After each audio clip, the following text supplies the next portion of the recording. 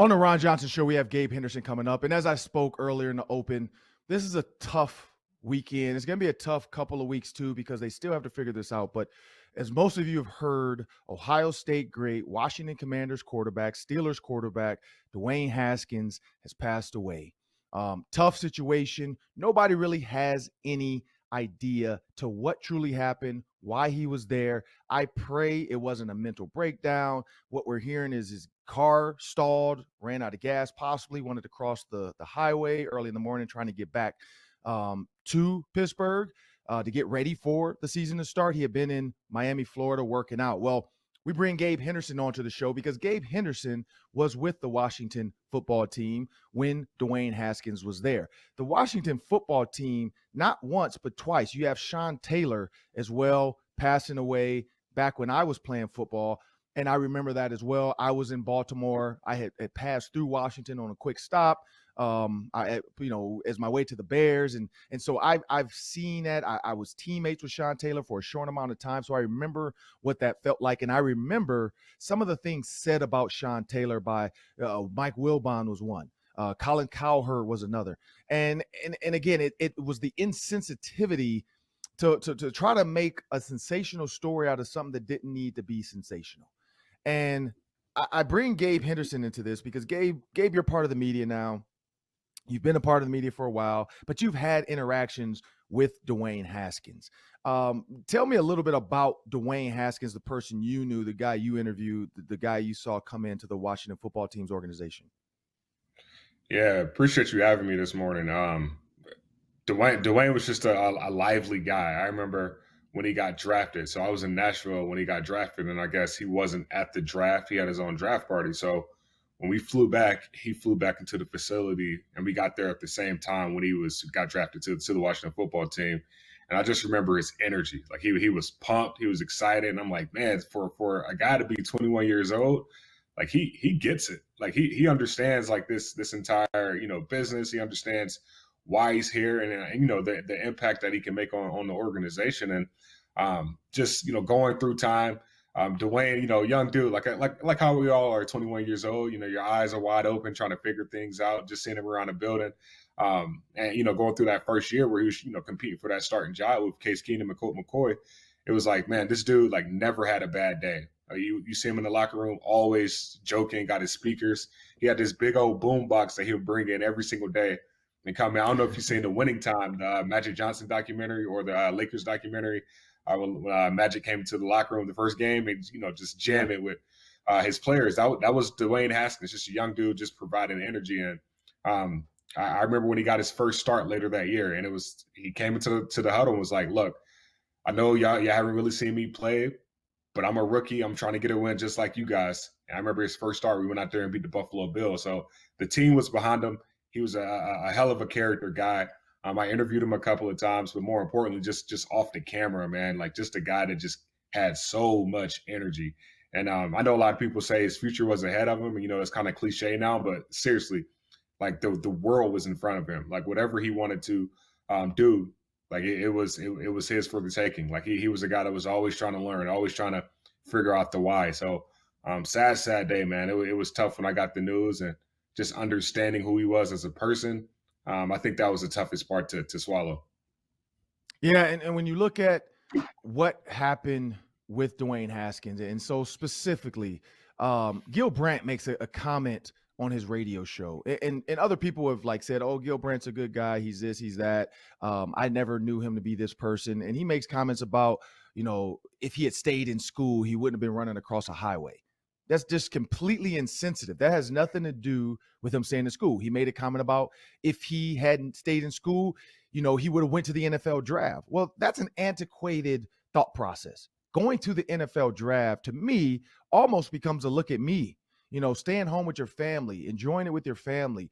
One, Haskins didn't know where he was going to be drafted. I think you saw the tears of joy when he realized he was in the first round because, again, black quarterbacks, they always question their smarts or question their ability. The guy threw 50 touchdowns and people were saying, Stephen A. Smith made a comment about him being a running quarterback, which means he never actually watched him play college football. That's just, you're throwing out words because it sounds cool and that's what you think this guy is. He was not a Michael Vick. he was a kid that can throw the ball if you put him in the right offense, and Ohio State clearly did. My problem too is the people that defend some of these people. There's nothing wrong with people making mistakes, and we get it. But when the mistakes happen over and over again, you look at how they treated, Sean Taylor and the comments around his life. And then now you see Adam Schefter's tweet was about his abilities on the field, saying he was a struggling quarterback that passed away. That shouldn't have anything to do with it. And that's where I took it. I took it as that to a lot of these people, NFL players are a piece of meat. They're a commodity that can be traded. They're a means to an end for their TV show. And I think when you take that into your thought process and you realize that something has to change, you can't look at these guys, because I've seen a lot of other guys stay home for their draft and they didn't get that same treatment. You look at Baker Mayfield recreating the Brett Favre picture at home, and we know a lot of these guys went through the COVID draft stuff and blah, blah, but you don't have that same thought process before with guys that did the draft from home. When they did that, then it was like, oh man, they're really about their family, and they really just want to be around their family. And Gil Brandt turns it into that was a dumb decision. We invited to the draft and he told us no, he should have come. I'm just not a fan of that. But I mean, when you see that, Gabe, how does that make, because you're in the media. So how does that, come off to you? Yeah, I mean, I got similar, sentiments as you. I mean, the same way you feel, I feel the same way. It's like, this guy, you got a 24-year-old that just lost his life. Like, why are we talking about his play on the field? Like, he's got a mom, a dad, a younger sister. Like, this guy is a family man. Like his family's changed forever. Like, what about that story? What about the story with his sister? I mean, there was a documentary that Ohio State put out in 2018 about how tight him and his sister was. I mean, it's just kind of, it's very insensitive. And you think about, stuff like that. That's why when I look at, stuff online now, that's why you have like, shows like I Am Athlete or The Pivot or some of these athlete owned platforms that let these athletes tell their own story, because the media get a bad rep. And this is another instance of why, okay, well, we're going to tell our story our own way. And it kind of sucks for people like me and you that, we understand these guys and we want what's best for them, but it's tough for them to decipher, these players to decipher, okay, who's with me and who's for me. So those comments made by Adam Schefter and Gil Brandt, like it's like, come on, we got to be better than that. Like I get it, those guys have a job too, but still there does come a moment where we can put our job aside for the betterment of, the actual good of what's going on. And that's the thing. It's like, dude, this is way bigger than his play on the field. This is way bigger than what he did in the locker room. Like, this is somebody just lost his life. A mom just lost her son. A sister just lost her brother. Like, a wife just lost her husband. So, I got similar sentiments. And like these opportunities, when stuff like this happens, unfortunate things like this happens, this should just allow us to be able to allow our fans, our platform, the people who love what we do as a job. It allows us to allow the fan to get a better perspective of who this player was as a person, opposed to the player. Right. And for Gil Brandt, that's what I'll say. He's getting older.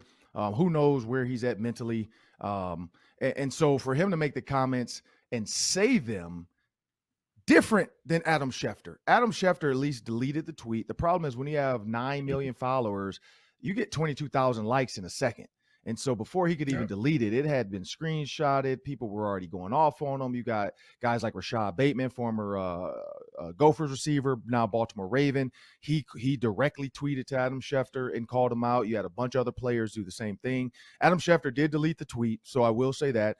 He didn't try to, make an excuse. He did talk to Ryan Clark and Marcus Spears just to try to get in, and I think Louis Riddick as well, to try to, understand where he made the mistake. Now, is he going to publicly apologize? My guess is he's formulating that. It seems too calculated now. I think you when you apologize sometimes, I look at it like this. God is going to come at the right time.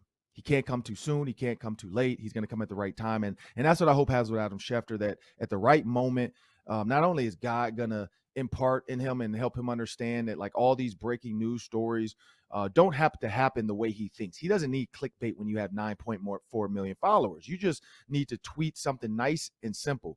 Dwayne Haskins suffered injuries, blah, blah. Unfortunately, he did not make it. That could have been the tweet, and that would have been that all that was needed to break the story. I get he has to break the story. He has a job to do. I'm not saying he can't do his job, but sometimes you don't need to bring the sports side into it when something like that happens. But more than not, that's what these guys do. I'm not going to, like I said, there's racial bias and there's racism. I'm not saying, because people are saying, oh, this is racist and this. It's not, because Wilbon, as a black man, did the same thing. Stephen A. Smith, as a black man, has done the same thing to guys like Kyrie and some of these other guys. So it's more of a bias than anything. It's when I think there's a hidden bias when you have these millionaires before the age of 25. People have a bias about it. You see it in the comments people make. And so, Gabe, my question to you is, my last question to you is, how do players, other than these other platforms like you're saying, which I think are great, how do players kind of put this, kind of take a stand and say, I am more than an athlete? Like how moving forward can the NFL and the media find a way to knock down some of this bias? Because you hear kids' backstories, and whether they grew up in a bad neighborhood or whatever, you automatically have a negative bias about this person. So how is there a way to take that out of sports? I mean, it's the saying, you can't really change people. All you can do is change yourself. And I think Mm-hmm. that's where you start right now. Like with the media, you just report the facts. But for the player, I think we're starting to see a wave now of them having their own platforms, social media, what they're doing. Rashad Bateman tweeting, Mm-hmm. people speaking up. Like that's a really good start. And then from there, that I feel like the NFL and these leagues should prioritize that, like support these guys going, or encourage these guys to go on their platforms. Hey, tell us how you really feel, because we can't tell it the way you tell it. Our job is to report what's actually going on, but you guys have a Right. better insight, so we're going to lean into what you guys are saying instead of formulating our own opinions. And I think that's a start to build trust. I mean, when you played, I mean, if someone came up to you when something happened and was like, hey, Ryan, I want to put out this story, but I'd much rather you say it because I don't want to be wrong. That gives you an Right. opportunity. First and foremost, you respect him a little bit more for having the courage to say, like, hey, I'm not right. I'm not right in this situation, but I want you to be right, and I want to make sure you look good as possible. So I think that's the start. These platforms right now, like I said, the Pivot, I Am Athlete, a few others, it's going to continue to go ways like that. I mean, that's the way the NFL is going to have to, or NBA, or all these other leagues are going to have to start adjusting, and it's tapping into some of those platforms. You see, on Instagram now, when somebody gets signed, you can collaborate and say, like, Vikings and Justin Jefferson just signed a deal.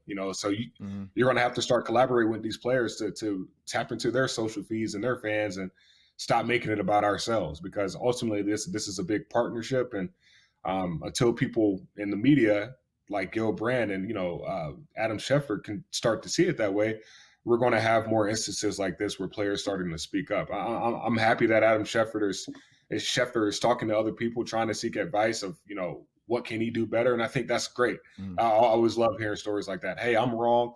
How can I make this right? I mean, I feel like that's a genuine response from him. Gil Brand, I'm not sure what his next steps are, but it's just unfortunate. But hopefully, this is a learning tool for everyone in this process to understand that, hey, let's not always try to be first. Let's be right, Mm-hmm. and let's be genuine, and let's be honest, and let's tap into who these players are as people before we do the player side and their on field performance, because that's why we're here anyway. We're here because of what they do on the field. But how can we dig a little deeper to understand the story behind why they're on the field right now?